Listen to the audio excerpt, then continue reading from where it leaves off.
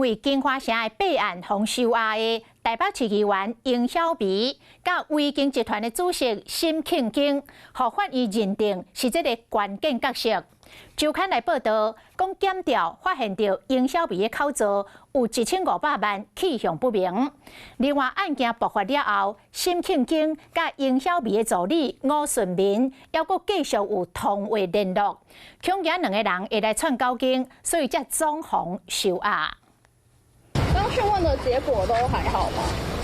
威经集团主席沈庆京的律师欧冠良对媒体问会不予解插，除了是尹小薇律师澄清，昨嘛叫协调出入看守所，经发生案探小检调继续侦办，北检嘛把握控过黄金时间，随个甲别个问讯。首先看到尹小薇检验调查出北京公司分散费4740万，台北市议员尹小薇和男朋友王俊凯。小毛到底是捞去对？根据周刊报道，检方发现内底有1500万不明流向，敢是捞去公务人员的地下，或者是其他议员，还是后一步的追查重点？你有没有觉得今天很冤枉被叫来？不好意思，只能向检察官说明。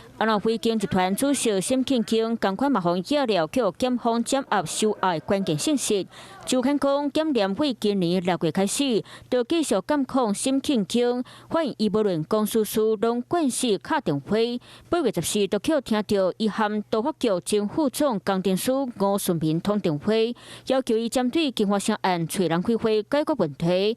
不过，当检方精神问这件代志，两人所拢无申请有通过电话，因为有证据，两人被方认定有盗款嫌疑，这嘛正做收押关键的证据。金华城案虽侦查进度变化，案件关键角色嘛随个铺上台面。Hello， 我是蒋欣梅，想要抢先掌握最及时的新闻资讯吗？赶快订阅、按赞、开启小铃铛，锁定华视新闻 YouTube 频道。